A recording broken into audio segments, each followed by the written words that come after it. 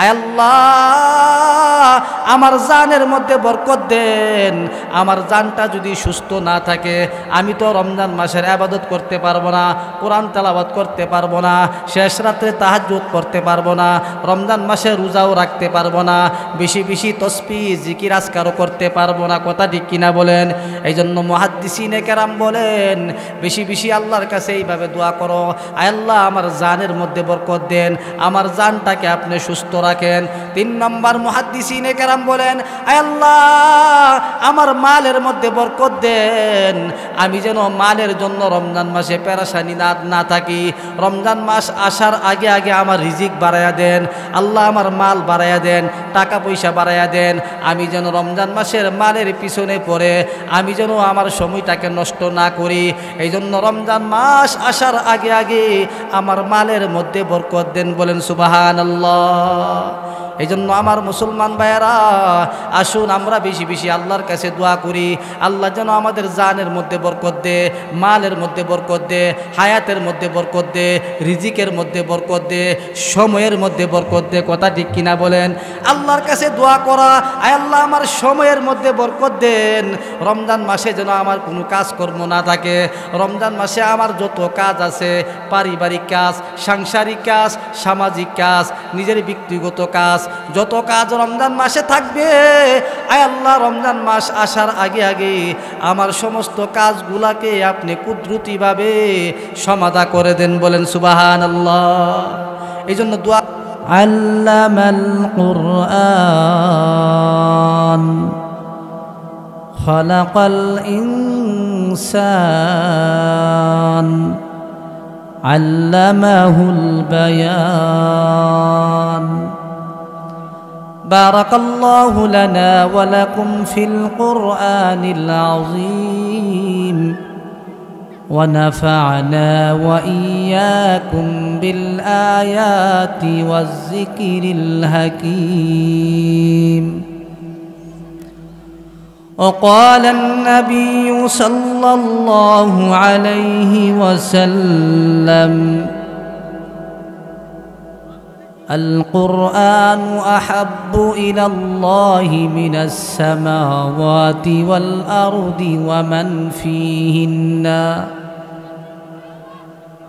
وقال النبي صلى الله عليه وسلم من قال سبحان الله وبحمده غرست له نحلة في الجنة أو كما قال النبي عليه الصلاة والسلام. সকলেই মুহাব্বতের সাথে দুরূদ ইব্রাহিম পড়ি।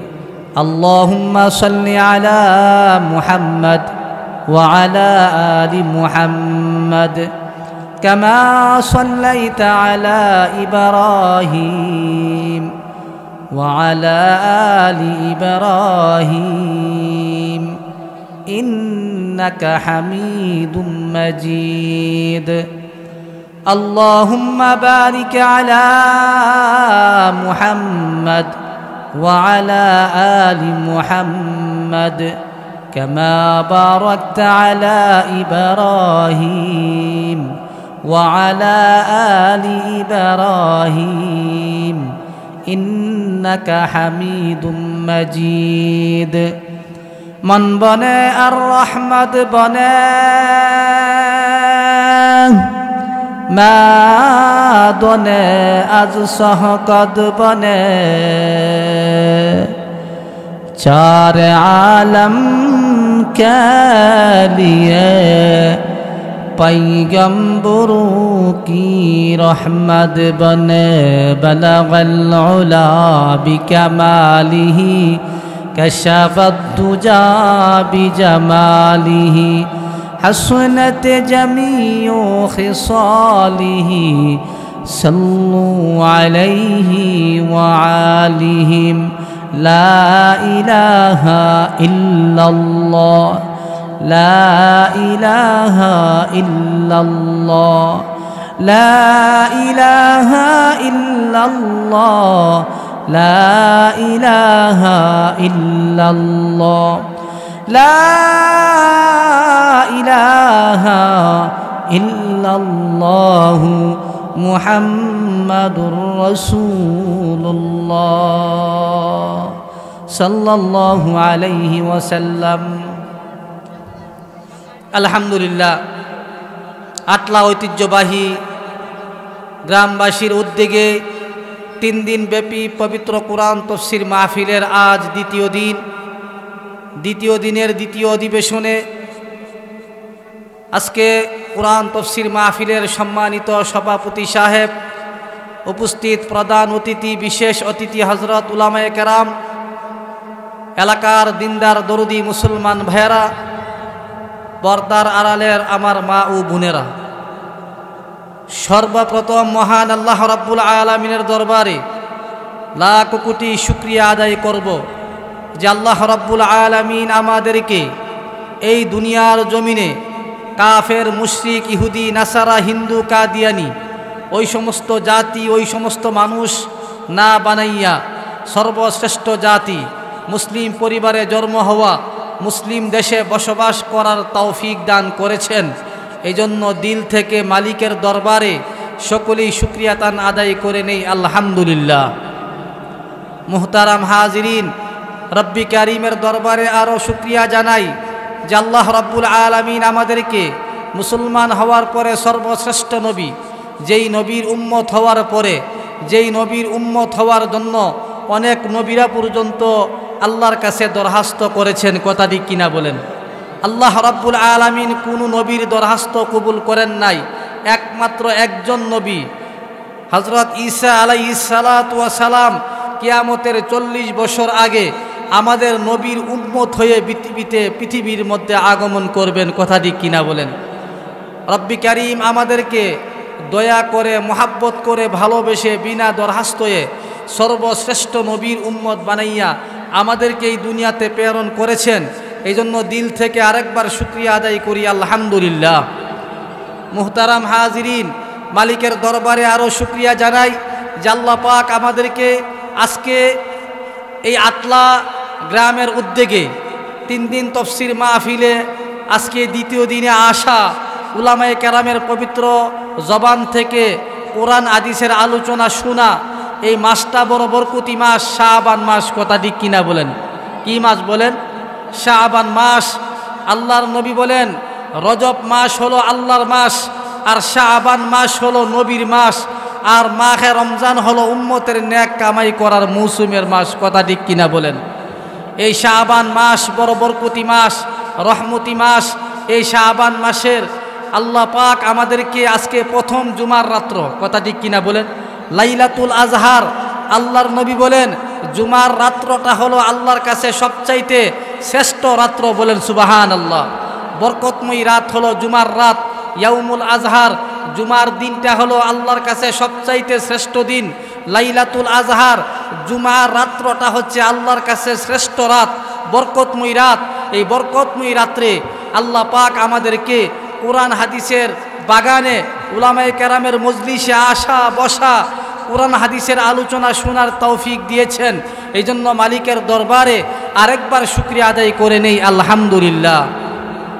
সম্মানিত হাজিরিন, আমরা সকলেই জানি আল্লাহ তাআলার কাছে, আল্লাহ রাব্বুল আলামিনের দরবারে বেশি বেশি শুকরিয়া আদায় করলে লাভ না হতি বলেন, লাভ না হতি বলেন, লাভ। এই জন্য আল্লাহ তাআলার কাছে শুকরিয়া আদায় করার দরকার আছে কি আছে না বলেন? আল্লাহ বলেন লাইন শাকারতুম লাযীদান্নাকুম ওয়া লাইন কাফারতুম ইন্না আযাবি লাশাদীদ।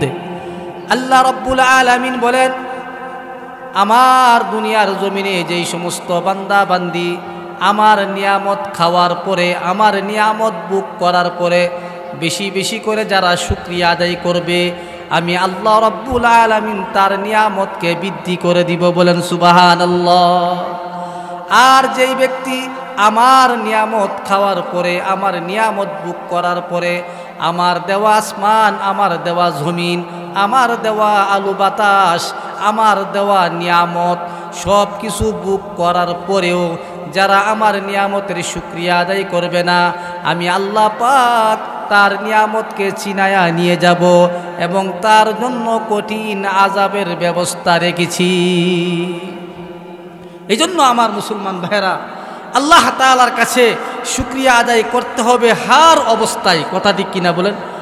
আজকে আমরা আল্লাহ তাআলার দরবারে শুকরিয়া আদায় করি না। মালিক আমাদেরকে এত লক্ষ লক্ষ নিয়ামত দান করছে। কথা ঠিক কিনা বলেন? কত নিয়ামত দিছেন, আল্লাহ তাআলার দেওয়া নিয়ামত আমরা বুক করতেছি, মালিক দাবি করতেছি, পান করতেছি, ব্যবহার করতেছি, কিন্তু আল্লাহ তাআলার নিয়ামতের কথা স্মরণ করে আমরা শুকরিয়া আদায় করি না। আমরা কত বড় নাফরমান। কারণ আল্লাহ পাক আমাদেরকে যত নিয়ামত দিয়েছেন, আমরা যদি আদনা আছে আদনা যার্রা পরিমাণ একটা নিয়ামতের শুকরিয়া আদায় করতে চাই, কিয়ামত পর্যন্ত একটা নিয়ামতের শুকরিয়া আদায় করতে চাইলেও আমাদের দ্বারা সম্ভব হবে না। কথা ঠিক কিনা বলেন? আল্লাহ বলেন, ওয়াইন তাউদ্দু নিয়ামাতাল্লাহি লা তুহসুহা। ও বান্দা, আল্লাহ তাআলার কোন নিয়ামতকে তোমরা অস্বীকার করবা? আল্লাহ তাআলার একটা নিয়ামতের শুকরিয়া আদায় করতে চাইলেও তোমরা আদায় করতে পারবা না। কথা ঠিক কিনা বলেন? এই জন্য আমার মুসলমান ভাইয়েরা, আল্লাহ তাআলার কাছে আমরা বেশি বেশি করে শুকরিয়া আদায় করব। যদি আমরা শুকরিয়া আদায় করি তো আল্লাহ পাক আমাদের নিয়ামতকে বৃদ্ধি করে দিবেন। বলেন সুবহানাল্লাহ। আমার মুসলমান ভাইয়েরা, এই মাসটা কি মাস বলেন? শাবান মাস। এই শাবান মাসটা কার? আল্লাহর নবীর মাস। আল্লাহর নবী বলছেন এই শাবান হলো আল্লাহ তাআলার, শাবান হলো নবীর মাস। হ্যাঁ, আর নবীর মাসকে যারা সম্মান করবে, নবী বলেন সে যেন আমি নবীকে সম্মান করলো। বলেন সুবহানাল্লাহ। কারণ আল্লাহর নবীর মাসটাকে যারা সম্মান করলো, সেই জন্য নবীকে সম্মান করলো। আর নবীকে যারা সম্মান করবে, নবী তার জন্য সুপারিশ করবে। কথা ঠিক কিনা বলেন? এই শাবান মাসটা হলো রমজান মাসের প্রস্তুতি নেওয়ার মাস। আল্লাহর নবী সাল্লাল্লাহু আলাইহি ওয়াসাল্লাম বলেন, যখন শাবান মাসের চাঁদ উঠত, সাহাবায়ে কেরাম তিনটা আমল বেশি বেশি করত। কয়টা আমল বলেন? আল্লাহর নবী তিনটা আমল বেশি বেশি করত, সাহাবায়ে কেরাম করত। আল্লাহর নবী সাহাবায়ে কেরামকে তিনটা আমল করার জন্য আদেশ করছেন এবং কিয়ামত পর্যন্ত যত আনেওয়ালা নবী, যত আনেওয়ালা উম্মত, যত উম্মত দুনিয়াতে আগমন করবে, তারাও যেন তিনটা আমল করে। বলেন সুবহানাল্লাহ। এক নম্বর আমল হলো শাবান মাসের চাঁদ যখন উঠে, সাহাবায়ে কেরামের একটা গুণ ছিল, যখন শাবান মাসের চাঁদ দেখছে, দেখার সাথে সাথে তারা বেশি বেশি কোরআন তেলাওয়াত করত। বলেন সুবহানাল্লাহ। সাহাবায়ে কেরাম এক নম্বর গুণ, শাবান মাসের চাঁদ যখন তারা দেখছে, তারা সর্ব অবস্থায় সকাল বিকাল হার অবস্থায় তারা কোরআন তেলাওয়াত নিয়ে ব্যস্ত থাকত। কোরআনকে তারা সম্মান করত, কোরআনকে তারা ইজ্জত করত। কারণ কোরআন নাজিল হয়েছে রমজান মাসে। কথা ঠিক কিনা বলেন? আর কোরআনকে সম্মান করলে কি লাভ? আল্লাহর নবী সাল্লাল্লাহু আলাইহি ওয়াসাল্লাম বলেন, যারা কোরআনকে সম্মান করলো, আল্লাহ পাক কোরআনকে যারা সম্মান করলো, কোরআন তার পক্ষে হাসরের মাঠে আল্লাহর আদালতে তার পক্ষে সুপারিশ করবে। বলেন সুবহানাল্লাহ। আমার মুসলমান ভাইয়েরা, আল্লাহর নবী সাল্লাল্লাহু আলাইহি ওয়াসাল্লাম বলেন, ক্বালান নাবিয়্যু সাল্লাল্লাহু আলাইহি ওয়াসাল্লাম তাবাররাকুল কুরআন ফাইন্নাহু কালামু ওয়াহিদিন দারাজাতুহু। আল্লাহর নবী সাল্লাল্লাহু আলাইহি ওয়াসাল্লাম বলেন, পবিত্র কুরআনুল কারীমের মাধ্যমে তোমরা বরকত অর্জন করো, কুরআনুল কারীমের মাধ্যমে তোমরা বরকত হাসিল করো। আমার মুসলমান ভাইয়েরা, আজকে আমরা ঘরের মধ্যে বরকত পাই না, সংসারের মধ্যে বরকত পাই না, চাকরির মধ্যে বরকত পাই না, কৃষি কাজের মধ্যে বরকত পাই না, ব্যবসার মধ্যে বরকত পাই না। একমাত্র বরকত না পাওয়ার কারণ হলো আমার ঘরের মধ্যে কোরআন তেলাওয়াতের আওয়াজ নাই, কোরআন তেলাওয়াত আমার ঘরের মধ্যে নাই। আজকে আমার মুসলমান ভাইয়েরা, ঘরের মধ্যে কোরআন আছে কিন্তু কোরআন পড়নেওয়ালা নাই। আমার মুসলমান ভাইয়েরা, সমাজের মধ্যে এমন কোনো মুসলমানের ঘর নাই যেই মুসলমানের ঘরের মধ্যে কোরআন নাই। কথা ঠিক কিনা বলেন? প্রতিটি মুসলমানের ঘরে কোরআন আছে, 2টা 3টা 4টা 5টা, কিন্তু কোরআন তেলাওয়াতের অভাব। আজকে মাও কোরআন তেলাওয়াত করে না, বাবাও কোরআন তেলাওয়াত করে না, ছেলের বউ কোরআন তেলাওয়াত করে না। কোরআনের সাথে তার কোনো সম্পর্ক নাই, কোরআনের সাথে তার কোনো মুহাব্বত নাই, কোরআনের সাথে তার কোনো আন্তরিকতা নাই। আল্লাহর নবী বলেন, যেই ঘরের মধ্যে কোরআন আছে, কোরআন পড়নেওয়ালা নাই, ওই ঘরের মধ্যে কোরআনটা বড় অসহায়। কথা ঠিক কিনা বলেন? আজকে মুসলমানের ঘরে কোরআন আছে কিন্তু কোরআন পড়নেওয়ালা নাই। আগের জমানার আমাদের পূর্বপুরুষ মুরব্বীরা কোরআন তেলাওয়াত না করে দুনিয়ার কোনো কাজে হাত দিত না। কথা ঠিক কিনা বলেন? ঘর ঝাড়ু দিত না, ঘর গুছাইতো না, রান্না বান্না করতো না, বাজারে যাইতো না, কৃষিকাজে যাইতো না, ব্যবসা বাণিজ্যতে যাইতো না। কোরআন তেলাওয়াত করার পরে এরপরে তারা দুনিয়ার কাজে ব্যস্ত হয়ে যাইত।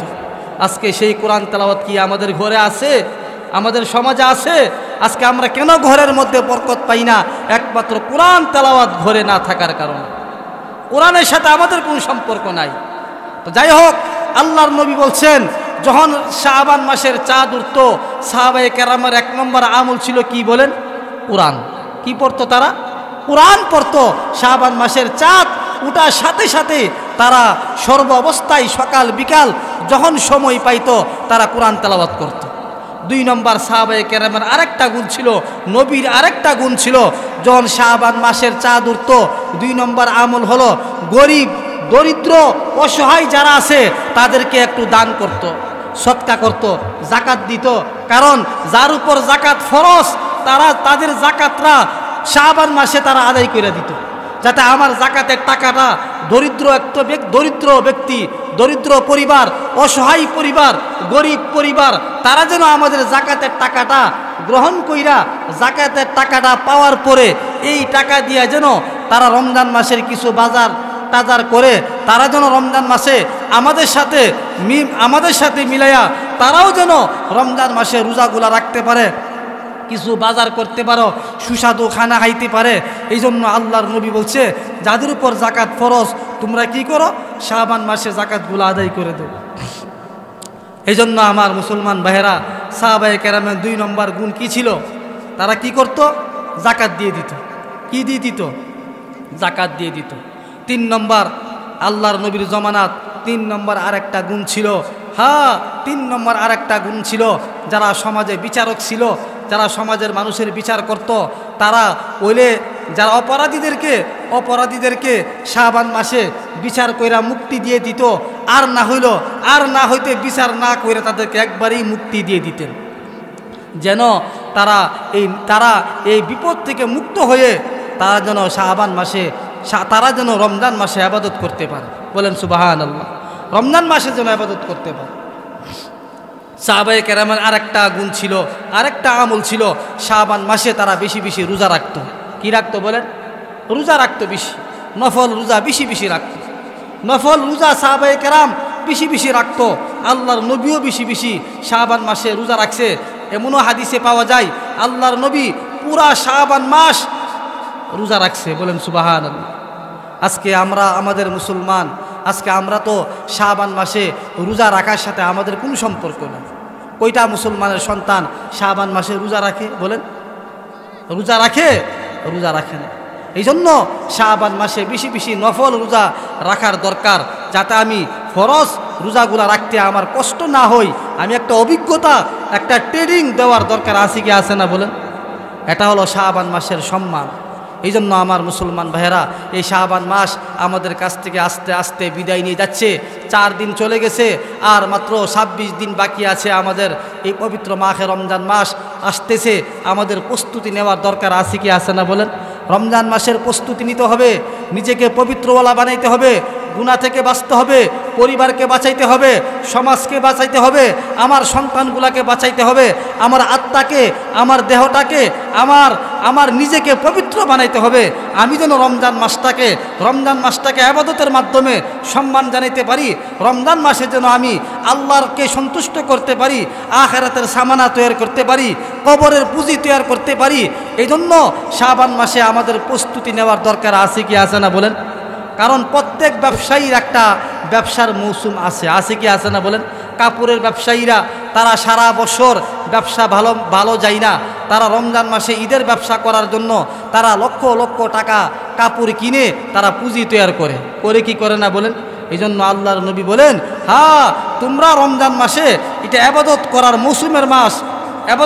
মৌসুমের মাস, নেক আমলের মৌসুমের মাস। জান্নাত অর্জন করার মাস, কবরের সামানা তৈরি করার মাস, আল্লাহকে সন্তুষ্ট করার মাস। এই জন্য তোমরা পবিত্র হয়ে তোমাদের আত্মাটাকে পবিত্র বানায়া, দিলটাকে পবিত্র বানায়া তোমরা রমজান মাসের প্রস্তুতি গ্রহণ করো। আর আল্লাহর কাছে বেশি বেশি দোয়া করো শাবান মাসে। আল্লাহুম্মা বারিক লানা ফি রজব ওয়া শাবান ওয়া বাল্লিগনা রমাদান। আয় আল্লাহ রব্বি কারীম, আয় আল্লাহ শাবান এবং রজব এবং শাবান মাসের বরকত দেন, রজব এবং শাবান মাসের বরকত দেন, রমজান পর্যন্ত আমাদের হায়াতকে বৃদ্ধি করে দেন। বলেন সুবহানাল্লাহ।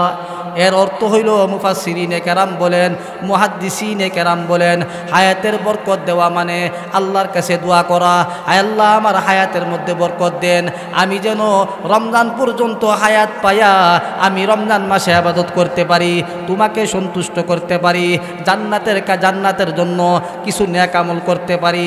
এই জন্য আল্লাহর কাছে বেশি বেশি দোয়া করা, কথা ঠিক কিনা বলেন। 2 নম্বর মুহাদ্দিসিনে কেরাম বলেন, আয় আল্লাহ আমার জানের মধ্যে বরকত দেন, আয় আল্লাহ আমার জানের মধ্যে বরকত দেন। আমার জানটা যদি সুস্থ না থাকে আমি তো রমজান মাসের ইবাদত করতে পারবো না, কোরআন তেলাওয়াত করতে পারবো না, শেষ রাত্রে তাহাজ্জুদ করতে পারবো না, রমজান মাসে রোজাও রাখতে পারবো না, বেশি বেশি তসবিহ জিকির আজকারও করতে পারবো না, কথা ঠিক কিনা বলেন। এই জন্য মুহাদ্দিসিনে কেরাম বলেন বেশি বেশি আল্লাহর কাছে এইভাবে দোয়া করো, আয় আল্লাহ আমার জানের মধ্যে বরকত দেন, আমার জানটাকে আপনি সুস্থ রাখেন। 3 নম্বর মুহাদ্দিসিনে কেরাম বলেন, আয় আল্লাহ আমার মালের মধ্যে বরকত দেন, আমি যেন মালের জন্য রমজান মাসে পেরেশানি না থাকি, রমজান মাস আসার আগে আগে আমার রিজিক বাড়ায়া দেন, আল্লাহ আমার মাল বাড়ায়া দেন, টাকা পয়সা বাড়ায়া দেন, আমি যেন রমজান মাসের মালের পিছনে পড়ে আমি যেন আমার সময়টাকে নষ্ট না করি। এই জন্য রমজান মাস আসার আগে আগে আমার মালের মধ্যে বরকত দেন। বলেন সুবহানাল্লাহ। এই জন্য আমার মুসলমান ভাইয়েরা আসুন আমরা বেশি বেশি আল্লাহর কাছে দোয়া করি, আল্লাহ যেন আমাদের জানের মধ্যে বরকত দে, মালের মধ্যে বরকত দে, হায়াতের মধ্যে বরকত দে, রিজিকের মধ্যে বরকত দে, সময়ের মধ্যে বরকত দে, কথা ঠিক কিনা বলেন।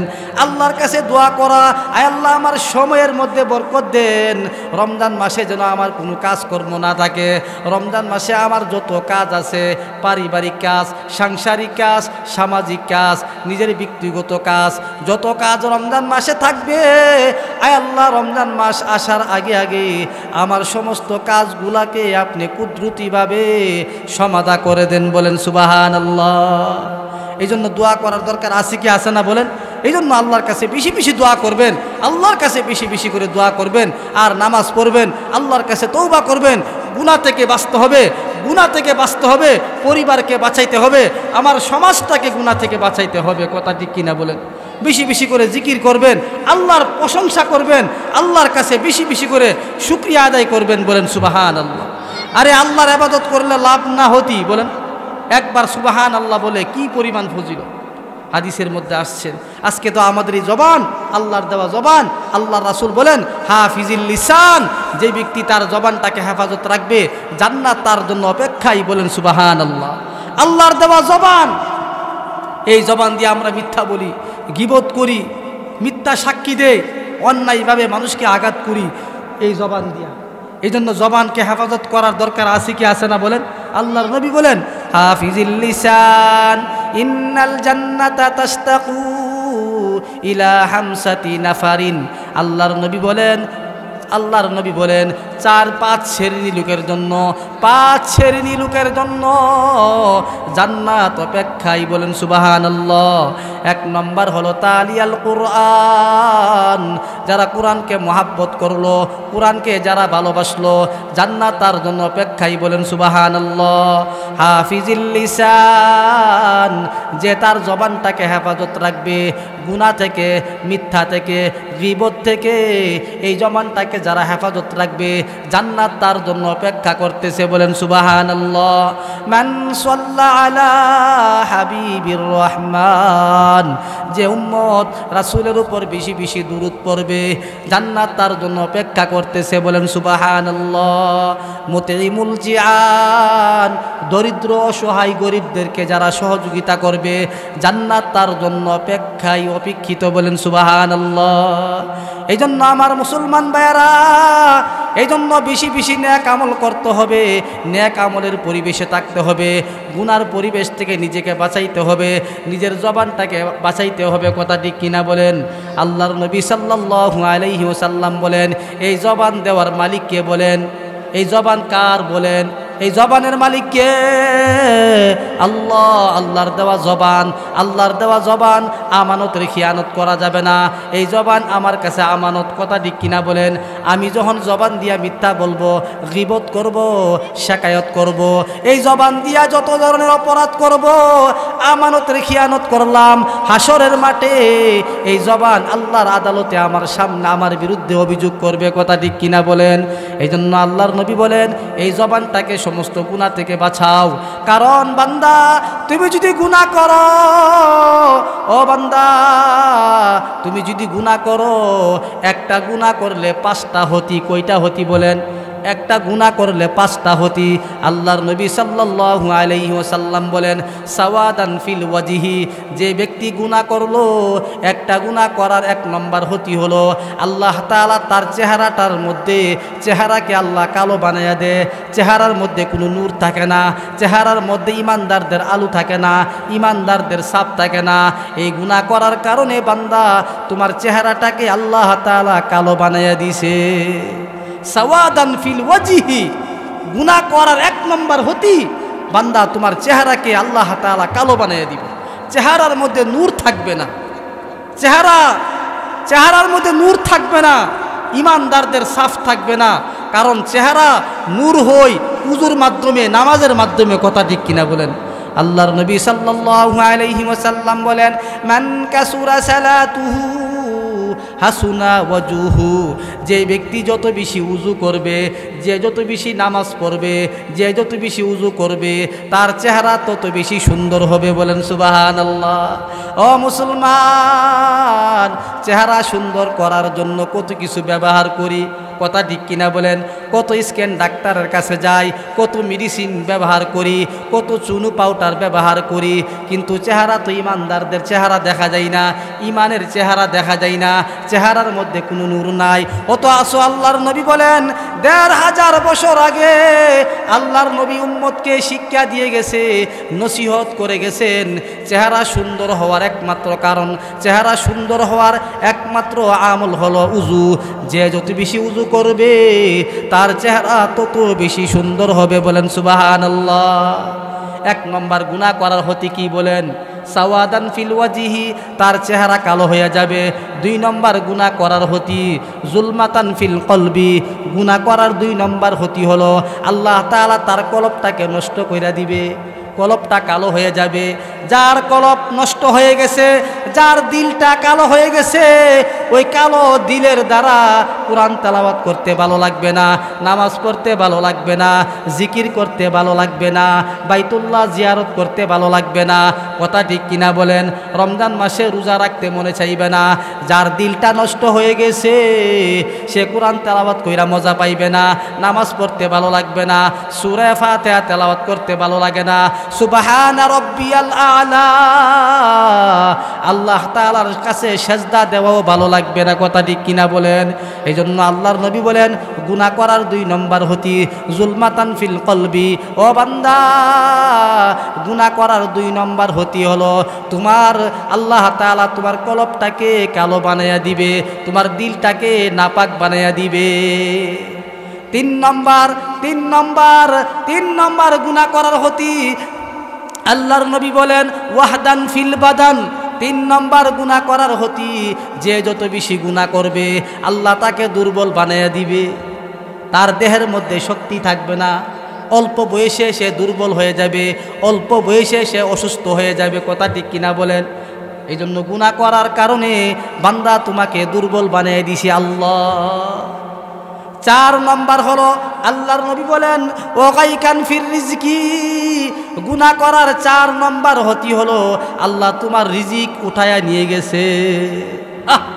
কত মানুষ অসুস্থ, 40 বছর 50 বছর 60 বছর, দেখবেন টাকা পয়সার মালিক, কোটি কোটি টাকার পয়সা মালিক, সন্তান আত্মীয় স্বজন প্রতিবেশীরা তার চোখের সামনে সুস্বাদু খানা ফল ফ্রুট উন্নত মানের খানার অভাব নাই, কিন্তু এত খানা থাকা সত্ত্বেও, এত উন্নত মানের খানা থাকা সত্ত্বেও সে খাইতে মনে চাই না। আছে কি আছে না বলে? আমার রুচি ধরে না, খাইতে ইচ্ছে হয় না, মনে চাই না। কেন চাই না? ওয়াগাইকান ফির রিজকি, রিজিক আল্লাহ উঠাইয়ে নিয়ে গেছে।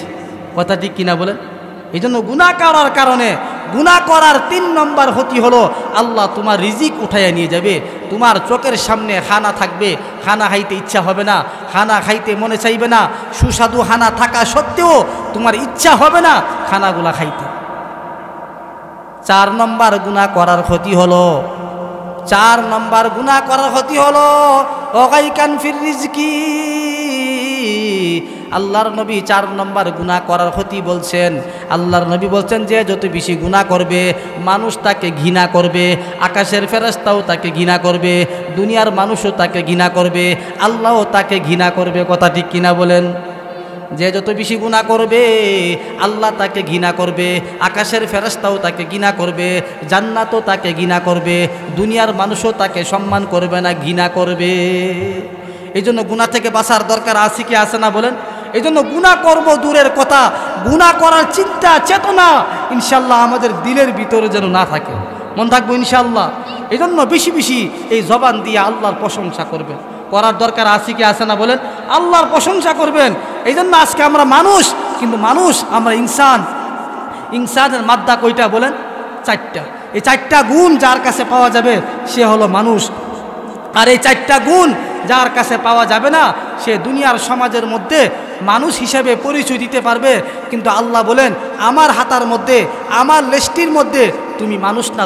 এলেম আছে, আমল আছে, ইখলাস আছে, আল্লাহর ভয় নাই। আল্লাহর ভয় না থাকার কারণেও সেও মানুষ হইতে পারে না। কথা ঠিক কিনা বলেন? এই জন্য মুসলমান ভাইয়েরা, আল্লাহর নবী বলেন এই 4টা গুণ যার কাছে পাওয়া যাবে সে হলো প্রকৃত ইনসান। ইনসানের মাদ্দা কয়টা বলেন? 4টা। 1 নম্বর হলো এলেম, 2 নম্বর হলো আমল, 3 নম্বর হলো ইখলাস, 4 নম্বর হলো আখিরাতের ভয়। আল্লাহর ভয়, কোরআনের ভয়, এলেমের জ্ঞান, হাদিসের জ্ঞান, ইখলাস, এই 4টা গুণ যদি আমার ভিতরে না থাকে আমি তো আল্লাহর আদালতে মানুষ হিসাবে পরিচয় দিতে পারবো না। এই জন্য আল্লাহ বলেন যে এই 4টা গুণ যার কাছে পাওয়া যাবে সেই হবে ইনসান। আর এই 4টা গুণ যার কাছে পাওয়া যাবে না সে কোনোদিন ইনসানের পরিচয় দিতে পারবে না, মানুষের পরিচয় দিতে পারবে না। আল্লাহ বলেন সে হলো আমার কাছে হাইওয়ান, গরুর মতো। 1 নম্বর কি বলেন? এলেম, 2 নম্বর হলো আমল, 3 নম্বর হলো কি বলেন? ইখলাস, 4 নম্বর হলো বলেন আখিরাতের ভয়। এই 4টা গুণ আমাদের অর্জন করার দরকার আছে কি আছে না বলেন? আল্লাহ রাব্বুল আলামিন আমাদের সবাইকে এলেম, আমল, ইখলাস, আখিরাতের ভয় এই 4টা গুণ অর্জন করে আমরা যেন আখিরাতের ফিকির নিয়ে, আখিরাতের সামানা তৈরি করে, কবরের প্রস্তুতি নিয়ে আমাদের গোটা পরিবারকে আমার গোটা সমাজটাকে আমরা যেন গুনাহমুক্ত করে এই দুনিয়ার জমিন থেকে বিদায় নিতে পারি, সেই তৌফিক আল্লাহ আমাদের সকলকে দান করুক। সকলে বলি আমিন। আসসালামু আলাইকুম ওয়া রাহমাতুল্লাহি ওয়া বারাকাতুহু।